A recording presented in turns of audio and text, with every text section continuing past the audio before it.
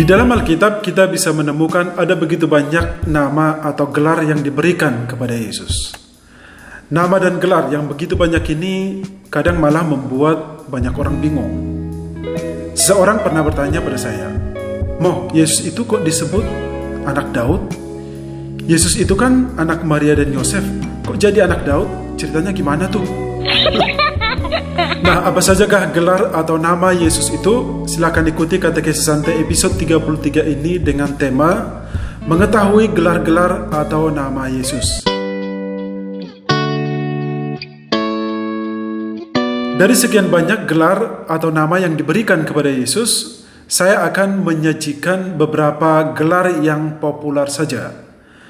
Gelar ini adalah gelar-gelar yang diberikan kepada Yesus oleh para muridnya, oleh para pengikutnya, oleh para penulis kitab, dan juga dari Yesus sendiri. Yang pertama adalah Kristus. Kristus dalam bahasa Yunani berarti yang diurapi, dan terjemahan untuk bahasa Ibraninya adalah Mesias. Jadi Mesias dan Kristus itu artinya sama. Gelar Kristus ini adalah gelar utama Yesus. Bahkan gelar ini telah menjadi nama pribadi Yesus. Makanya dalam kitab suci itu kita sering menemukan ini selalu dirangkaikan dalam arti Yesus Kristus atau Kristus Yesus seringkali tertulis dalam kitab suci. Nah, apa maksud gelar Kristus atau yang diurapi bagi Yesus? Maksudnya adalah Yesus adalah Raja yang diurapi atau disahkan oleh Allah Bapa untuk membebaskan manusia dari dosa dan membawa manusia kepada kehidupan yang kekal. Yang kedua adalah Mesias. Mesias itu sama artinya dengan Kristus, yaitu yang diurapi. Nah, walaupun Yesus adalah Mesias, tapi Yesus jarang menggunakan kata Mesias itu untuk menyebutkan dirinya sendiri.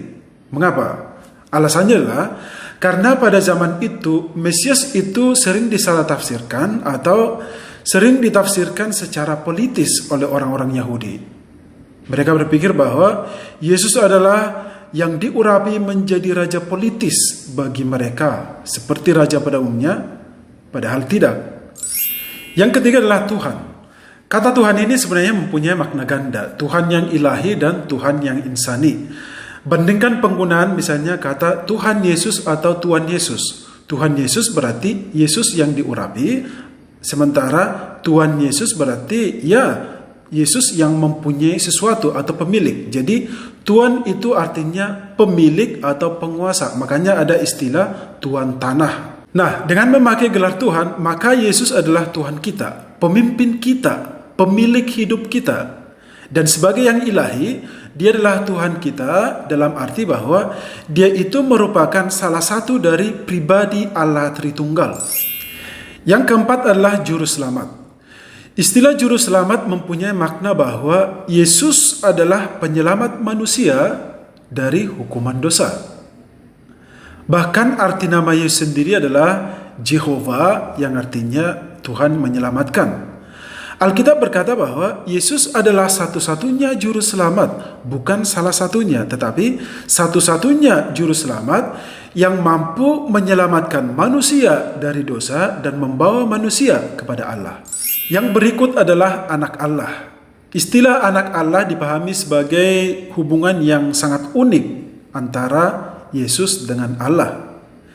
Dalam pemahaman orang Yahudi waktu itu, mengaku diri sebagai anak Allah berarti menyamakan diri dengan Allah, yang juga berarti menghujat Allah, dan hukumannya adalah hukuman mati. Itulah sebabnya para pemuka agama Yahudi waktu itu menganggap Yesus telah menghujat Allah dan layak dihukum mati karena Yesus mengakui dirinya sebagai anak Allah.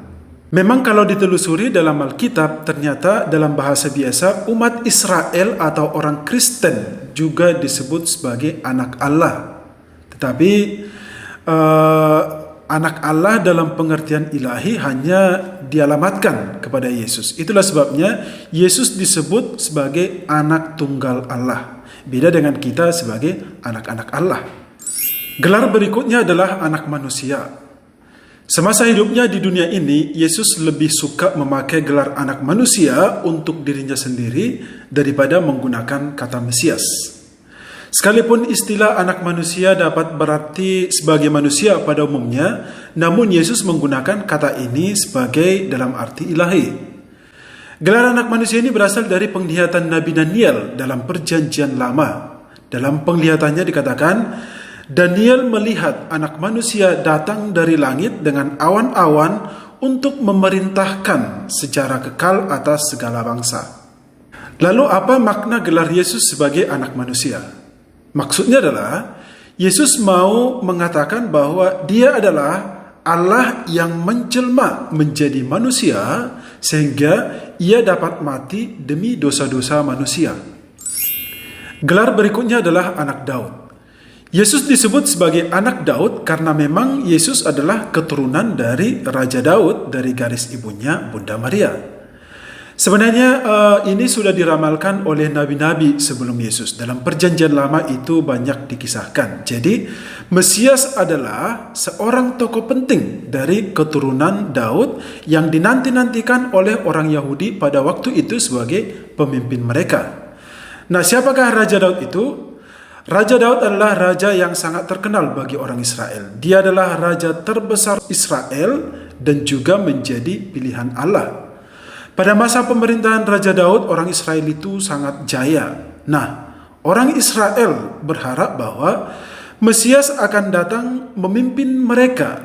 Mesias akan menjadi pemimpin mereka yang bisa menyamai Raja Daud, bahkan bisa menyaingi Raja Daud.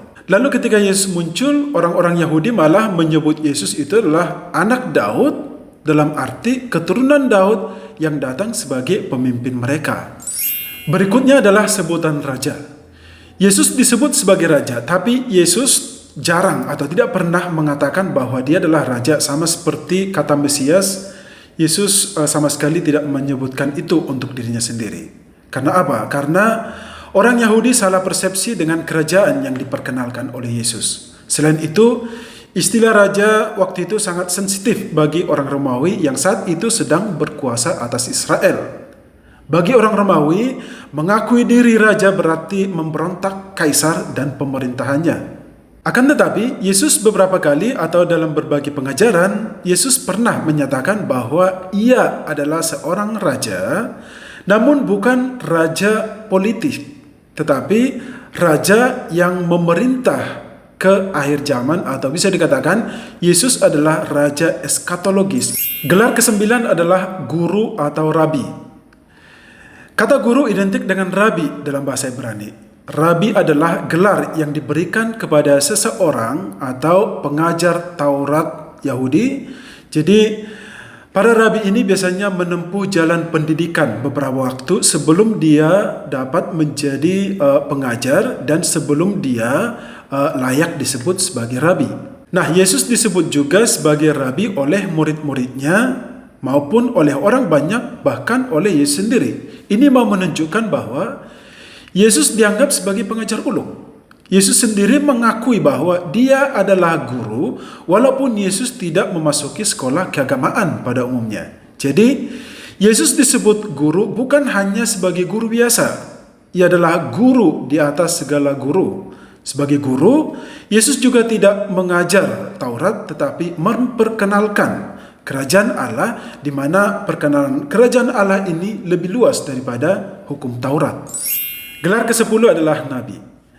Nabi adalah perantara Tuhan dan manusia. Seorang nabi itu menerima pesan dari Tuhan lalu menyampaikannya kepada manusia. Nah, nabi menyerukan jalan kebenaran dan pertobatan bagi manusia. Demikian juga dengan Yesus. Ia datang ke dunia sebagai nabi untuk menyampaikan firman Tuhan, memberitakan jalan kebenaran dan menyerukan pertobatan kepada manusia. Dan Yesus jelas lebih daripada seorang nabi, ia juga adalah Tuhan yang ilahi. Yang ke-11 adalah Immanuel. Immanuel atau Emmanuel berarti Allah beserta kita. Sebutan ini beberapa kali ditulis dalam kitab suci. Salah satunya dalam Matius 1 ayat 23 yang berbunyi, "Sesungguhnya anak darah itu akan mengandung dan melahirkan seorang anak laki-laki, dan mereka akan menamai dia Immanuel." Gelar yang ke-12 adalah Yesus orang Nazaret. Mengapa Yesus disebut sebagai orang Nazaret? Karena Yesus memang berasal dari Nazaret atau dibesarkan dari Nazaret, sehingga dikenal juga dengan istilah Yesus orang Nazaret. Bahkan di salibnya tertulis Indri yang diterjemahkan Yesus orang Nazaret, raja orang Yahudi. Nah, Yesus disebut sebagai orang Nazaret untuk menunjukkan identitasnya. Sama seperti kita mempunyai identitas masing-masing. Seperti saya Ranto Tobing dari Dolok Sanggul. Itu berarti ya identitas saya itu dari Dolok Sanggul. Demikian juga Yesus dari Nazaret ini juga menjadi identitas bagi para pengikutnya. Makanya orang-orang Kristen jemaat perdana itu disebut juga sebagai orang-orang Nasrani, yang berarti orang-orang pengikut dari Yesus Nazaret. Selain dari 12 yang saya sebutkan ini, masih banyak gelar atau nama yang dialamatkan kepada Yesus, seperti batu karang yang teguh, terang dunia, gembala yang baik, anak domba Allah. Ini juga sudah saya jelaskan di episode sebelumnya, nanti bisa dicek lagi linknya di sini. Selain itu, Yesus juga disebut sebagai Alfa dan Omega, Imam Agung, Roti Hidup, Jalan Kebenaran dan Hidup, Pokok anggur, dan lain sebagainya. Walaupun ini begitu banyak sebutan ini, tapi hanya satu yang mau ditunjukkan, bahwa Yesus itu hanya satu, walaupun namanya atau gelarnya itu berjuta-juta. Kesimpulannya adalah, gelar atau nama Yesus yang begitu banyak ini mau mengatakan kepada kita memang Yesus itu luar biasa gitu. Segala gelar yang baik ada padanya, segala nama dialamatkan kepadanya. Dan memang itulah biasanya bahwa semakin orang terkenal, maka semakin banyak pula gelar atau nama yang dialamatkan kepada dia. Kita saja orang biasa ini pasti mempunyai banyak gelar sebutan.